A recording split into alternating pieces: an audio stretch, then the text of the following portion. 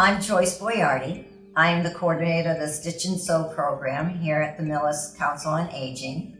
We make teddy bears for charity, and this is one of our little guys that we give out so that somebody can receive our love. We're a group of senior citizens, senior women who get together Mondays and Thursdays, and we collectively sew these teddy bears to give to foster care, family shelters, hospice, nursing homes, children of domestic violence, hospitals. We have a NICU unit where we have a smaller bear that we're now providing, as well as little NICU blankets, so that when the child goes home with a patchwork quilt from the scraps of the material from the bears, as well as a little teddy bear.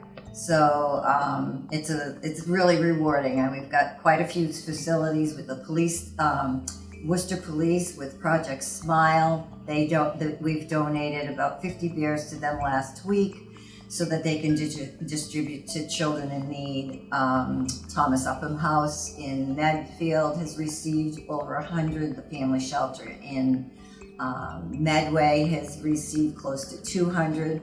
We've been in existence for almost 2 years, and in that 2 years, we've distributed over 1,000 bears. We even sent some bears to California when the fires were happening, and then last year we distributed 26 bears to the Clyde Brown for their Reading Across America program, so that each child's room had a mascot for their room. So this started, I would say probably 50 years ago in Wellesley. And my mother was the originator. And she has since passed on, but they're still doing the program in Wellesley. So I broached them 2 years ago to see if it was possible to bring it to Millis. And they were very gracious. Once they, of course, heard who I was, they said, of course, Louise Jabali's daughter could have the patterns and all the information that they had. And thus the bears. The Friends of the Council on Aging fund us. We have done some fundraisers, so we've been able to purchase sewing machines or all the extra products that perhaps the Friends haven't done. Anne Marie has been gracious enough to purchase cutting tables for us through her expenses. So it really has been a real group effort. We have a program also with foster kids, siblings, those that have been put into other homes. Say I have a foster child, a brother, and the sister of someone else's home. They gather once or twice a year, and they get to see their siblings, and we donated teddy bears to them. And it was remarkable. Their ages were from, say, 3 on up to 17. And there happened to be a 17-year-old young man who not only got one from himself, but for his sister, which was just touching.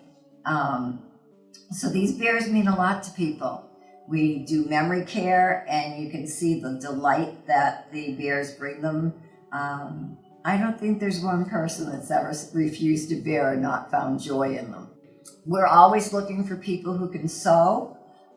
If you're interested in participating, we meet again on Mondays and Thursday afternoons from 1 to 3:45. Mondays are our formal day, and then Thursdays is kind of our catch up, or if you've got a project that you want to work on yourself, you can come and use the machines. The sewing room is available through the week for people to use if they need to sew here. If there's somebody who's just looking to be with other folks who love to give of their heart, you're welcome, and I'm sure there's a job that you could do, whether it be stuffing or cutting, sewing, putting the eyes in, ironing the labels. There's or even making phone calls to those that we have a list of charities that we donate to.